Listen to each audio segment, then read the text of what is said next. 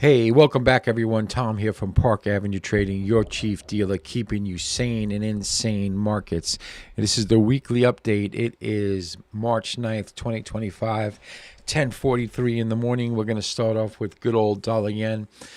Dollar yen is under some pressure because the U.S. dollar has been feeling some heat lately. From what we're seeing, it's been on a bit of a weakening streak. Why? Well, traders keep their eyes glued on U.S. economic data. Think of like non-farm payrolls reports coming up or the Federal Reserve statements. These are the kinds of releases that can flip market sentiment on a dime. Plus, there's chatter about U.S. fiscal policy under the Trump administration, things like tariffs, and which I don't think are inflationary at all, but it's being baked into the marketplace. So tell me what you think about the Trump tariffs. Leave them in the comments below. Drop your thoughts and comments. But overall, in dollar yen itself, for the week, if we go over to the weekly chart, we could see that we basically are breaking lower using just 3-bar harmony. When we broke the 148.80, marketplace was showing weakness. We got the Fibonacci levels up based off of this recent top that we have against this leg here. So let's break this down to find some price points for ourselves. For the week, I would think that there's going to definitely be some short-term resistance at 148.80, and we got the 149.21 fib level right behind it. Dollar yen is just, it's showing weakness for the simple reason that there's the hot topic right now. There's speculation that the famous yen carry trade, where folks borrow yen to chase higher yields elsewhere, may be unwinding it. It's still playing out. So I think it is unwinding. If you watch the Japanese government bonds, those rates are signaling that the Japanese are, going into a little bit of a hawkish mode. They're tightening up a little bit of their rates for the first time in a very long time. So, of course, yen investors want to bring their yen home. They're going to start to look, in search of alpha, so to speak. They're going to be looking for higher yields elsewhere, or they're just bringing their yen home, which is creating pressure on dollar yen, actually driving dollar yen downward. Now, also, if you look at the dollar index is falling right now, which would mean that also the British pound and the euro dollar are starting to pick up steam. But we'll get that into a second. But right now, as it stands, we got support at the 0.382 level of 147, the figure, say, 146.90. If we break this week, there's the next level of supports like 145, 144.96 right there, down in this area right here. That's basically a pretty decent line of defense. However, there is also, since it's showing further weakness, a break of this 145 is opening up an overall level of like 143.80, 143. I would even go down like 143.62. So I believe right now, as it stands, before the market opens, it looks like it's time to sell rallies in dollar yen, but I think it's flowing over into the crosses. So how much longer can the euro and the sterling sustain the rally? That's the big issue. So we're going to get into that right now. Let's look at sterling dollar. Sterling dollar was trapped within a range that recently just broke out. We were in this range right here. I don't know, it seemed like forever. As a day trader, it seemed like forever we were caught here. I was saying that we needed to break 127.06 to actually show that we were moving up towards the 128.20 level. It took a long time for it to actually hold.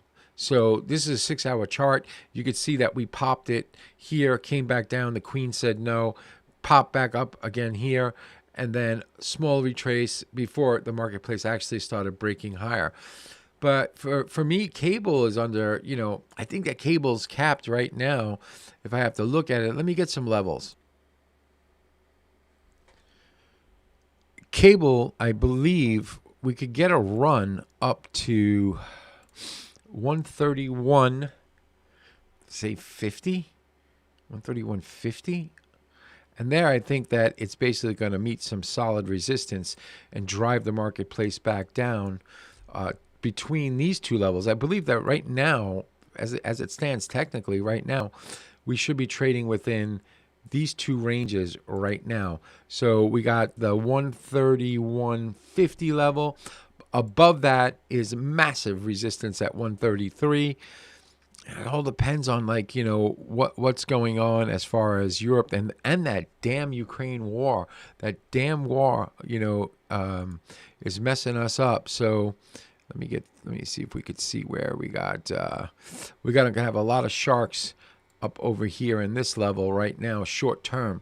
Now, I think cable's going to stay stable. I think everything is going to be in dollar yen, and dollar yen is the key to this whole damn thing.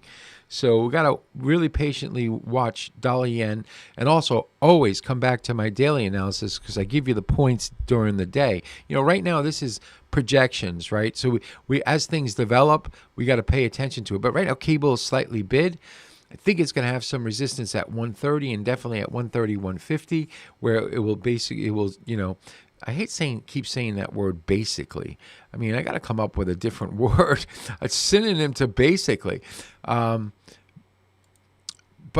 I think we'll be trading in this range where we have the resistance up here, and then we'll have the support maybe down over there, maybe 127.90, something like that.